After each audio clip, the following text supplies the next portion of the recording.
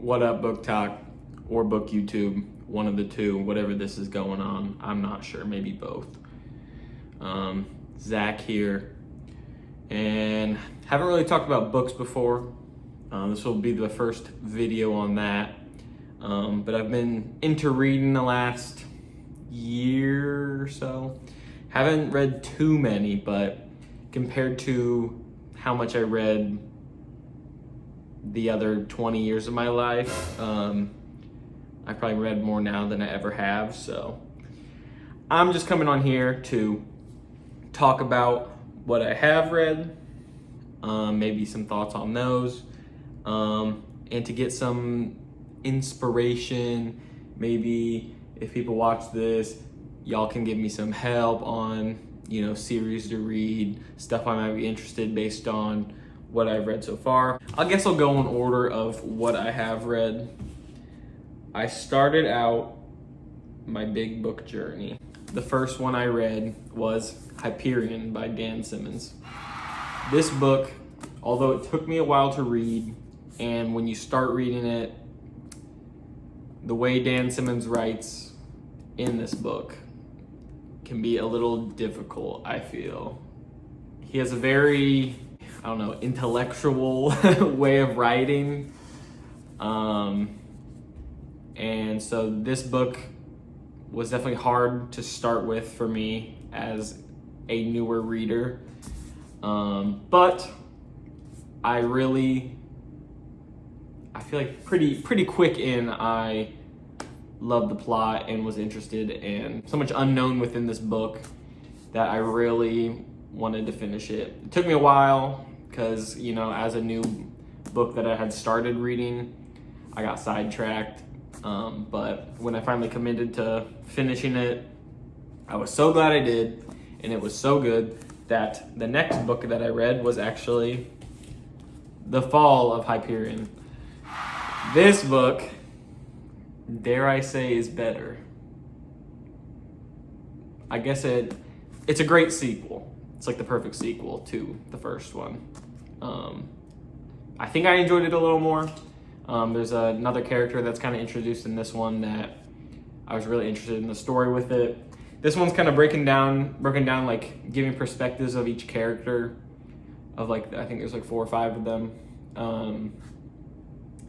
that it follows along with throughout the book. So it can get a little, it can kind of take you out, and it's about the 4 or 5 characters and their past, but then it kind of keeps in line with the main timeline that's going on,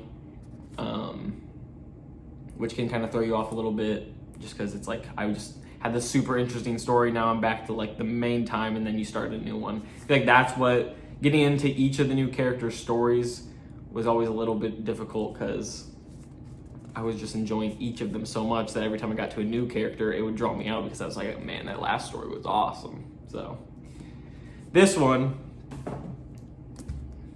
I forget, honestly, it's almost similar in a way, where each character kind of has their own sections and stuff, but the characters at this point, there's new characters, and you really get a lot of answers from stuff that you were curious about in the first book. I know there's Endymion, and is Endymion the third one? And then maybe Rise of Endymion is the fourth one. And I want to read those bad, but after I read this, I just had so many other books that I wanted to read that I took a break from it. Also, the original covers and stuff, what is this called, the mass market version? Is that what they call these? I love that. I love this guy's the Shrike. I love this cover, and I wish I had it for the original. But so after I read those, I took a break, and I had this book for a while. I read The Alchemist. Really short read, especially compared to these longer ones. I think this is 200 pages, maybe not even. I enjoyed the story. It's definitely a lot of good life lessons.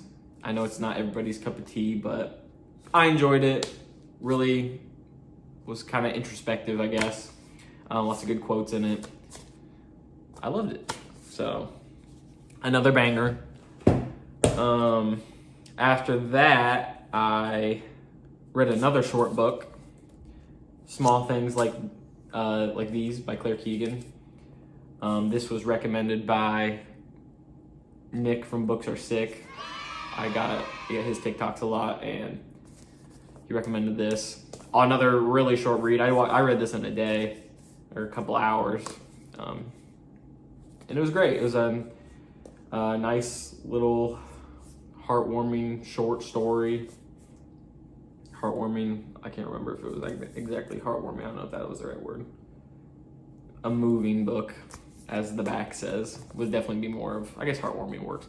Anyway, good book, nice and short. If you want to take a break from like a long book that you're reading, I recommend this. Definitely read it around like Christmas time in the winter because it's got very wintry vibes.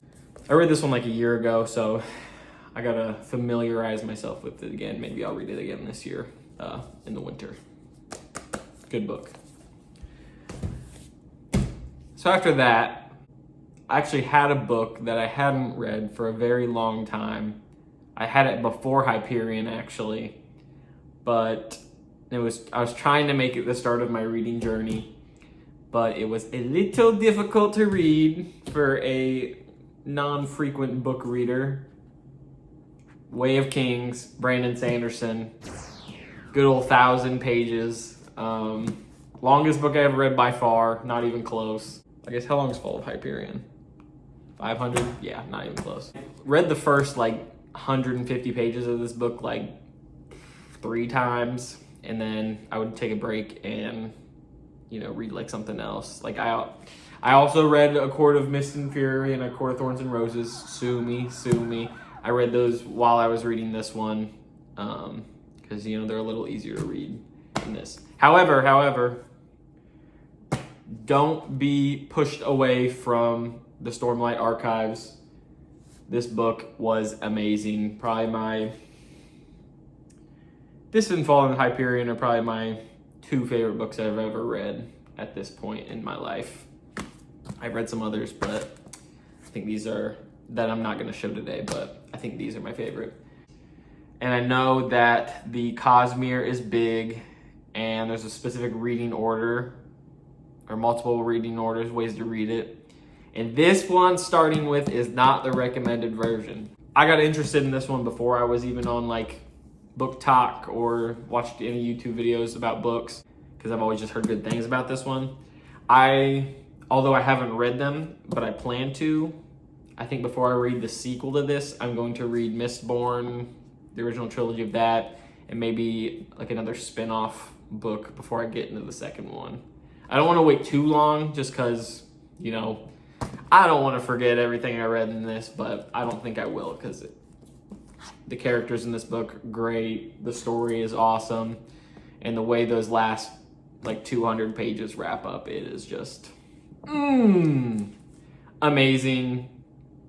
But again, if it's your first time reading Brandon Sanderson and his Cosmere, I don't think you should start with this one because, as I mentioned, it did take a long time to read it, and I got drawn out of it a couple times. But we finished it. And when I finished that, I was excited to read another book that, of course, everybody and their mother has recommended, Red Rising. This is the last book that I had finished recently. Read it pretty quick. It is like 500 pages to 400 pages, I think. 400 pages. The start of this book, it had me a little teary-eyed, I gotta admit, which is the first time a book has really done that. I can't recommend this one enough. I think we'll put a pause on Red Rising for now. I'll come back to it. Amazing book. I loved it. Can't wait to keep reading. The book I'm currently reading is Promise of Blood by Brian McClellan. McClellan, yeah. Another long one. This one I think is like 600 pages. So it's been a little... After reading Red Rising and how quick I got through this one's been a little bit of a slower burn, but it's amazing so far anyway. I'm like halfway through it.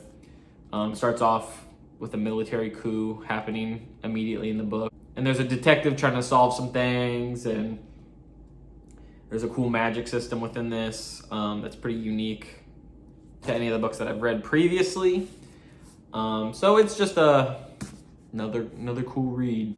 As you can tell, I like the sci-fi fantasy genre, which I'm planning on taking a break from it at some point to read other books that are outside of the genre to diversify a little bit, because there's so many great books out there. But I love fantasy, y'all. I love it too much. So once I finish that, this is where the hard part begins. What do I read next? I think